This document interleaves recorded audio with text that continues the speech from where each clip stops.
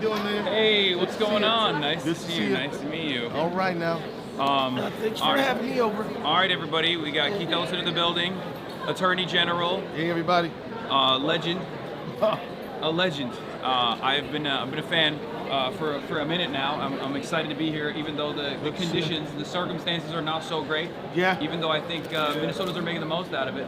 Well, we had literally, I bet you we had at least, I don't know what the numbers are, but as many as I've ever seen, Yeah. even when the weather's nice. Yeah. Packed out there, standing up for their neighbors, demanding, ICE out, right? Yeah. And various other things. I'll just tell you, we filed a lawsuit against Christy Nome about a week ago. We'll be in court on Monday morning and 9 a.m.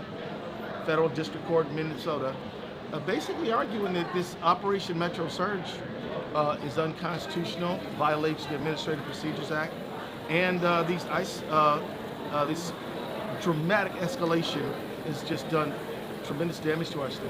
So Yeah. we're fighting them back. But I will tell you this, and I tell people this all the time. Of course, we're going to sue them and fight them in court. Yeah. But the people are how we win, and that is the thing. That's why I'm here. That's why I marched. That's why my wife joined me in the march. How you doing, honey? And and that's what it's all about. Yeah.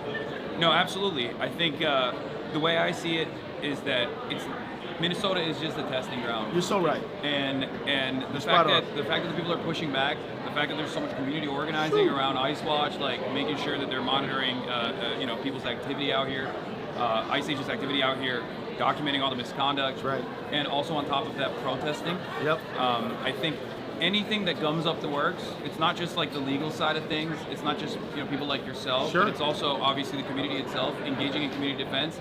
That Totally. is what is going to make it much more difficult for Trump to do this in Minnesota, and that's also going to cause them to think twice before doing it elsewhere. Anyway, well, let me tell you. So, do you mind, with your permission? Hey, honey, can you come here with the frog hat on? So this is my wife right here. She's wearing the frog hat. Okay. So let me just tell you. So this is Monica Hurtado. This is love of my life. How you doing, son? So she is wearing the frog hat. We got that from Portland, Oregon. Oh wow. So Portland is like teaching us a little bit how to push back. Yeah. So this is all cumulative. You get Portland, what they've done, LA, and because it's everywhere. This is their plan for everywhere. But I just thought I'd show off the latest fashion from Portland, Oregon to Minnesota. We're working together. Thank you, hon. Yeah. All right, thanks for that. Yeah. No, of course. Yeah. It is so cold. Shit, it's teeth rattling cold out there. I was this morning. I was in Los Angeles, and it's 70 degrees right now in LA. So I just swung 100 degrees in the opposite direction. My goodness, yeah, it's crazy I walked out there. out of the plane this morning. The first breath that I took, it like shocked me to my core. Like I started coughing. I was like, "What is going on?" It's like, it's bone chilling. It's bone I don't know chilling. how you guys do it. Well, right around March, we all say, I don't know if I can put up with this, and then the weather breaks, and then we forget all about how bad it was, and then we do it all over again next year. Yeah, I don't understand it. I feel like this type of temperature is like supposed to happen in like Mars. You know what I mean? Like not, like I genuinely before I looked it up, because we were coming over and they were like, oh, you got to buy like a lot of gear, and I was like, no, I'll just put on like 2 layers, I'll be fine. No, you definitely need more. But I didn't even realize that temperatures go down that much. I did not realize that at all. But the reason why I'm talking about that also is because like the fact that there's still tens of thousands of people on the streets in spite of this weather. Right. And we were marching, and we saw grandmas, grandpas, we saw teachers, clergy, Some kids, yeah, a lot kids, of teenagers. yeah, kids all the way, all age ranges, incredibly diverse crowd, just Minnesotans, all different walks of life. It's very obvious that this is one of the many tools that we have at our disposal as the American population, but this is also something that the administration has to respond to and has to back away from. Well, let me just say this about the diversity issue. It's, as you know, but I just want to share this, Trump is trying to tell us who are born here that the newcomers are a problem. Yeah. They're trying to tell all of us straight or even gay people, straight or gay, that the trans people, they're scary and are a problem. Yeah. They're trying to tell us, they're saying DEI is taking opportunity away from white men. They're trying to say that women are getting too many opportunities. They have too many rights. They're messing everything up. They're literally trying to tell the people from the rural community that the urban people don't like them, and they're telling the suburban people that neither the urban or the rural like them. So what's my point? What's your point about the diversity? It absolutely is critical to our success because what Trump wants to do is divide us all. Yeah. And if you can divide, you can conquer. And if you can conquer, the billionaires just get more billions for them and nobody else. So this unity that you expressed, it really is the functional way to succeed. Yeah, solidarity. Solidarity. So Lyndon Johnson, by no means am I saying he's perfect. What I am saying is he said, as long as you can convince the lowest white man that he's better than the best colored man, you can pick his pocket. That's the quote. Hell, give him something to look down on. He'll Yep. open his pockets up for you. That is what the man said. He did. And so this is instructive for us, because actually when you mention that that diversity and that solidarity, it really holds the kernel of our success. Yeah. If we can overcome it. Right wingers always talk about, oh, we got to protect our communities, high trust societies, all this stuff, and then they send the federal Gestapo over here to detain 5-year-olds and use them as bait. Crazy. As they're trying to trap their family members. Yep. And arrest them and possibly deport them. And then when the community actually does get together and say, oh no, we trust ourselves, we trust one another, we got each other's backs, they go, whoa, not like that. Right. They just don't like that. There's a different way that they want it to happen, I guess, like this community mindset. That's so true. What they really mean is that they want community for them defined in a Leave It to Beaver 1950s format. Yeah. They don't mean all of us working together. They mean all of them of one color, one religion, one political viewpoint, one sexual orientation. You know what I mean? That's what they're talking about. But you know what's really interesting about that? I feel like when you look at like the demographics of ICE agents in general, when you look at the demographics of like even some prominent right-wing, far-right figures now that openly say they're white supremacists and things of that nature, it's like it has ironically, because America's so diverse, they have become diverse as well. And for me, I always go back to this being a point of marketing for them. Some people are real believers, and many people are getting on board with that cause, no matter how nefarious and how dangerous it is. But I think the ultimate goal it serves, is just like you said earlier, is that through that division that you foment, through that enmity that you foment, where you make neighbor hate other neighbors, in that situation, the only people that are winning are the wealthiest individuals in American society. Hey man, who was sitting behind Trump at the inauguration? Yep. You know, they were sitting there. It was a murderous row of oligarchs. Yeah. You know, they're all sitting there. Yeah. But Bezos, Elon Musk, Zuckerberg, Cook, all of them sitting there. Notice a lot of those people that you just mentioned own social media platforms. They own newspapers. Jeff Bezos owns Washington Post. Elon Musk owns X, Twitter now. Whatever.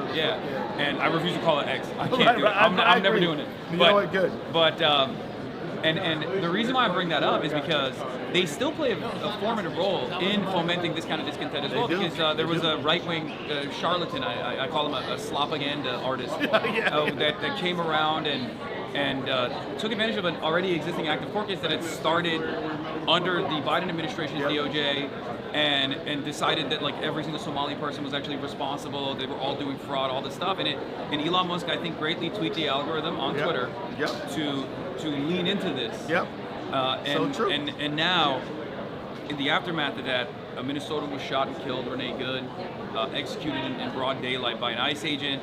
3,000 Department of Homeland Security agents are roaming the streets, tear gassing people every day. And on top of that, the federal government has actually shut off funds to child care facilities all around the country. We sued them on that, and we're going to get them back open. Yeah. So that's the angle that obviously that's the power that you have as the Attorney General in this situation. But it is also still important for people to show up and demonstrate, regardless. Oh, that's the first thing. But so thank you for putting everything in proper context. What happened is that this slopaganda, is that what you call it? Slopaganda. The slopaganda. He comes up with this fallacious video trying to say that all of the Somalis are stealing child care money. Completely untrue and a lie. He was debunked. By the way, he had video on December 23rd when most child care kids were home because their parents were home, right? And so he was going on days that they weren't there. He also was like going up to child care facilities and demanding to see the children. Like that's insane. Like Actually, you're a pervert. You're a pervert. It's you're crazy. A weirdo. You're a weirdo. Of course, they're not going to open the door to you. If they did, they'd be liable. Like they would actually be putting children in harm's way. Why would they do that? We're mandatory reporters around here. Yeah. So anyway, they used that lie then to launch this attack. And now what they're saying is, oh, we would gladly leave, but the local authorities are getting in our way. Yeah. I'm like, that's a lie, Yeah. and we got to call it out. No, you started this. You came here attacking our state. Yeah. And now now you know that everyone hates you. And Trump is looking at the poll numbers and is like, oh, this was not good. Yeah, he said that they're covering the ICE stuff too much. That's what he was saying. The mainstream media is like they're covering the ICE stuff too much. He doesn't like it because it's like very deeply unpopular. One of the things I wanted to mention is that the Department of Corrections in the state is cooperating with federal law enforcement when they have undocumented migrants that are in the custody of the state, right? Yeah, it's a state statute. And the Trump administration has been taking advantage of that to pad the stats to make it seem like they're actually, apprehending, rapists that they're finding on the streets. That's not ICE's function. As the Attorney General, maybe you can also elaborate on this, but like, ICE is not a normal law enforcement agency. What I like to call it, they are supposed to deal with paperwork violations. Yeah. Because that's the difference between a documented and an undocumented immigrant. That's the difference between a natural-born U.S. citizen or a U.S. citizen and an immigrant in general, is paperwork. So back in the day, I'm 34, I'm old enough, maybe not old enough to remember this, but back in the day, ICE didn't exist, Department of Homeland Security didn't exist. Right. It was the INS. That's right. The function of the INS, the customs was different, Border Patrol was separate, and INS was separate. Yeah. Right? And obviously, post 9/11, Patriot Act, like they really merged this into make it like this massive part of the surveillance apparatus. Yeah, of the so state. they took the military and the policing and immigration and made this big thing called the Homeland Security. But the reality is, what ICE is tasked with is dealing with paperwork offenses. It is actually regular local law enforcement that handles criminal matters. They're the ones who catch the bad guys. They're the ones, and then you got prosecutors that prosecute them. Right.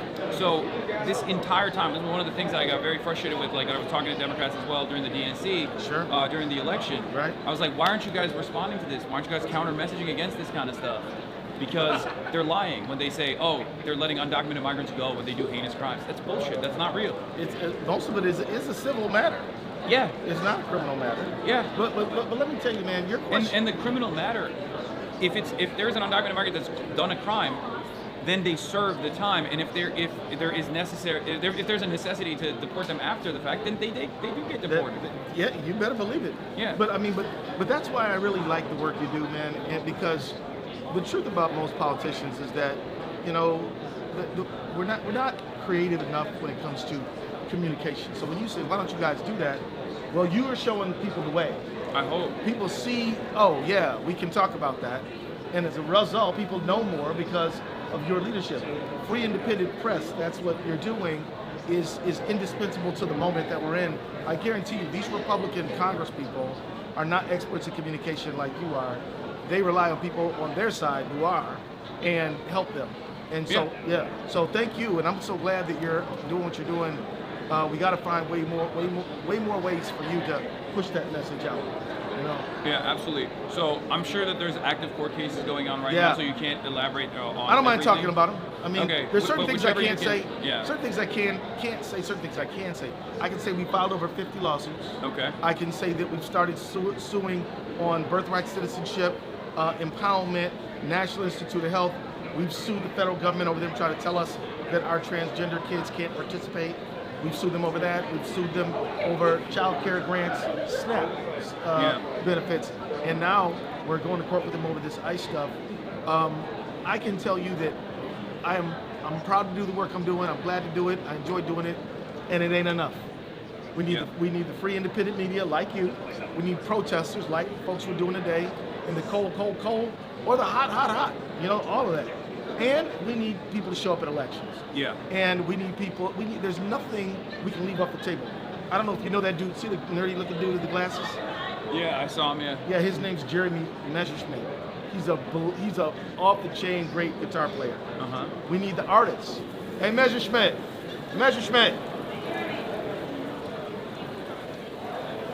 So this guy, we're live on Twitch. We're live on Twitch. So this is Jeremy Messerschmidt. What's going on, man? Hasan. Hasan, this dude here can play the shit out of a guitar. I mean, so generous, thanks. I mean, he can play that guitar, bro, like anybody. But see, here's the thing, though, Hasan. He is using his artistic talent to try to highlight injustice, right? Yeah. And that's what we need. We need an aesthetic for this moment. Yeah. We were just talking about all the things that we need to win. We need lawyers, we need free independent media, we need artists, we need voters, we need all that stuff. So that's the only point I was making. Yeah. And we need our politicians to also be out in the streets. So I right. really do appreciate. I really do appreciate that you're out here. I'm not speaking today. I'm just listening. Yeah. And because I'm like, sometimes politicians need to shut the fuck up and listen up. You know what I mean? Sometimes, right? Yeah. And so, and you know, let the singers sing and the speakers speak, and there's going to be people today telling their story. And I talked to a young woman whose dad and uncle are in ICE detention. So. Yeah, man, but I don't want to hold you, Jeremy. I buy his. Crash the stream. I'm gonna hit the stage in about 10 minutes or so. I buy his records. Can I make one pitch for artists out there? Yeah, of Make course. it. Art is how we get the ideas of a better future into our heads and into our hearts and into our bodies. So if you're an artist out there, make your art. Do your thing. It's great. So he's not just a badass guitar player and a singer. He's actually really smart too. So go get him, Jeremy. All right. Yeah. So in terms of legal avenues that you guys are pursuing, one of the questions I had was, I guess like you can tell me if you can't talk about this at all, but this is something that I've been wondering because like local law enforcement does play a role in protecting the citizens. Yeah. At what point does it get to a place where like the National Guard is deployed in an effort to defend the public against ICE? At what point do that's happening now. Yeah. That's happening now. Okay. But And local law enforcement also Yeah. participating in, especially after they were getting, like they had off-duty cops getting arrested. Yeah, man. Getting Oh, you're detained right, by Hasan. ICE. Like at what point do local law enforcement say, hey, look, you know, we've had a tough go at it. Yeah. There's been a lot of clashes in the past. Hopefully there's been some reform. This would be a unique opportunity for local law enforcement to actually win back the community in a very big way. Do some community policing, if you want to call it that. I sure agree. By defending the population, defending the citizens, and also maybe even at times if they're doing I follow you. trespassing ICE agents, if they're trespassing on private property. So let me tell you something really important, because I don't want to run out of time because you're asking a great question. First, there is no legal barrier to investigate and charge ICE with a crime. There's no legal barrier. Okay. And what I'm saying is that So it's unlimited. We can charge them with everything. if you commit a crime in Minnesota, you are subject to investigation and prosecution. Yeah. So now, the problem is not legal. The problem is cultural, and the problem sometimes can even be logistical. So take the case of Renee Good. There's no reason in the world that Mr. Ross should feel that he's never going to have to face justice for what happened. Yeah. But the problem is that although the U.S. Department of Justice, Civil Rights has said we're not investigating her case, 10 Harmeet Dillon is too busy trying to charge Don Lemon with the Klan Act on MLK Day. she's got her hands full, I guess. Yeah. And you got 10 assistant U.S. attorneys who have quit Yeah. because they're like, oh, go investigate Becca Good, but don't investigate any of this crime. So one of the prosecutors was the one who also handled the initial fraud case, right? Yeah, sure was. Joe Thompson. So the thing is, and then they want to try to tell the state that they will not give us access to the investigative file. Yeah. So what we're facing is essentially logistical challenges, but not barriers, right? Yeah. These are difficulties that we're managing. But I just want to tell your audience, you know, maybe you should write a letter to Harmeet Dillon or somebody like that to say, look, it is completely unacceptable to have a woman shot down in the street by an ICE agent, and nobody is investigating the use of force death case. And you will not, and you're interfering with the state's investigation. Yeah. This is completely unacceptable. And it is immoral and wrong. So we're just gonna have a dead woman, and it's like nobody's gonna. They declared him innocent, and they won't allow the state. Absolute immunity, said J.D. Vance. Well, so J.D. Vance is absolutely, if we're gonna use the word absolute, wrong about that. I would use other words, but okay. right. We'll stick with that. But it's shocking. Somebody who's a lawyer, Yale grad, completely wrong, completely and utterly That's wrong. when I see that. That's why I'm like, you know better. Well, He was a JAG lawyer. Right. Like, I guess that's not the best example. but your point is right. I don't think he can use the excuse that he's dumb. Yeah, no, he knows better. He knows better. Yeah. So what he's doing is he's making ICE officers who may not know better believe that they're invincible legally, which is creating greater risk. There was an instance where now administrative warrants are being used and abused. Administrative warrants are always being abused regardless, but now there's supposedly a memo that the Department of Homeland Security was distributing privately, quietly, until a whistleblower actually reported on it, where the Department of Homeland Security was telling ICE agents that they can use an administrative warrant to break down people's doors. That is illegal. That's unconstitutional. But it's a violation of the Fourth Amendment. But look, so they don't care. It's the American people's money, and they're indemnified. So, you see what I'm saying? Yeah. But this is why a meaningful state investigation has got to happen.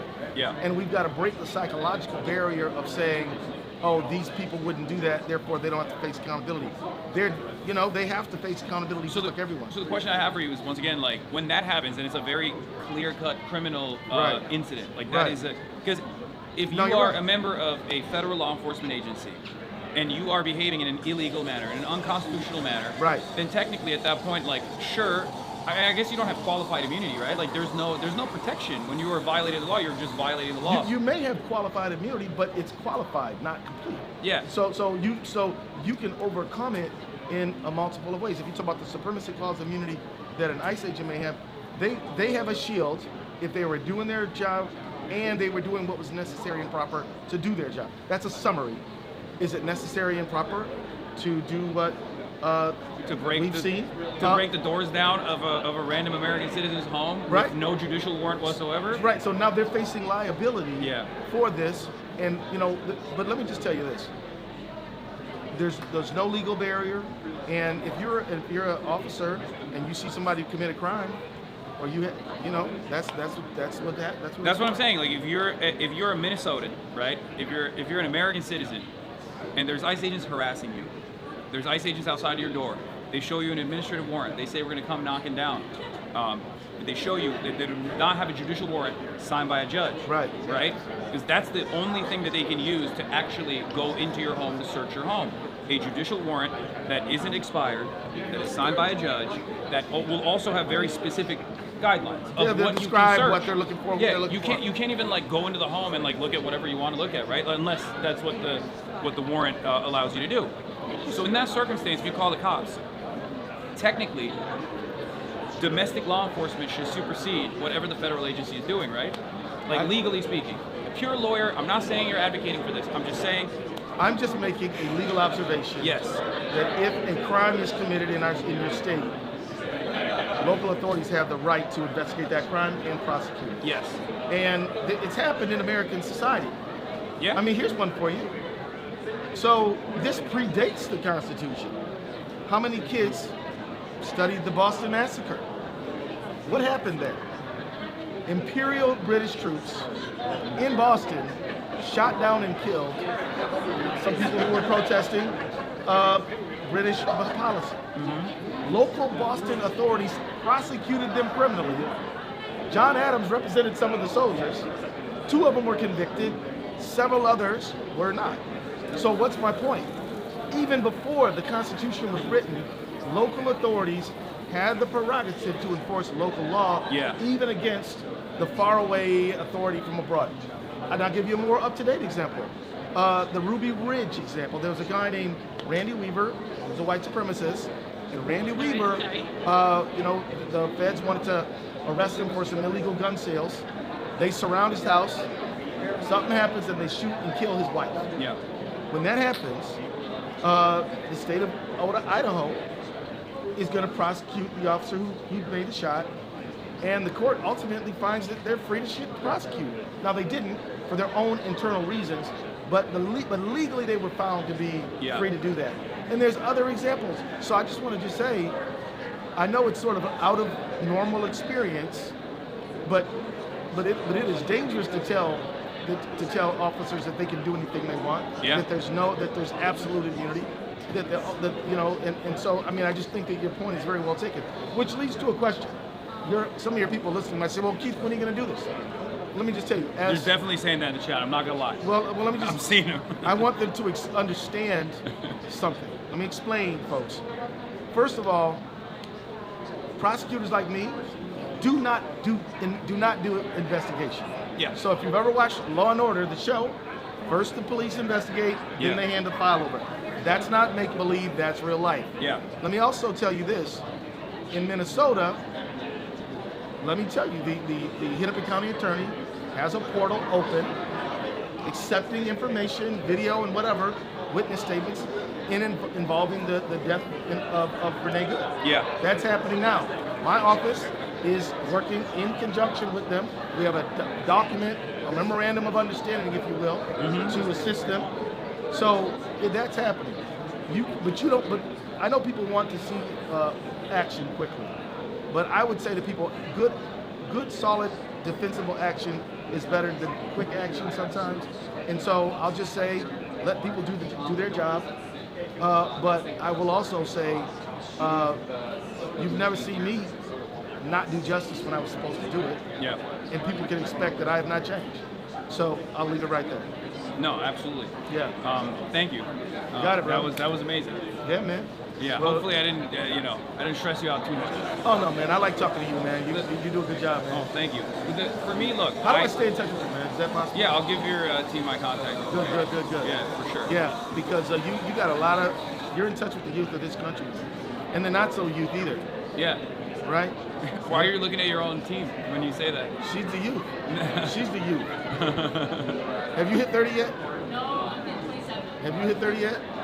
So like, look, I could be, they're like pops or something, you know what I mean? Yeah. They're the same age as my daughter is. So. Yeah.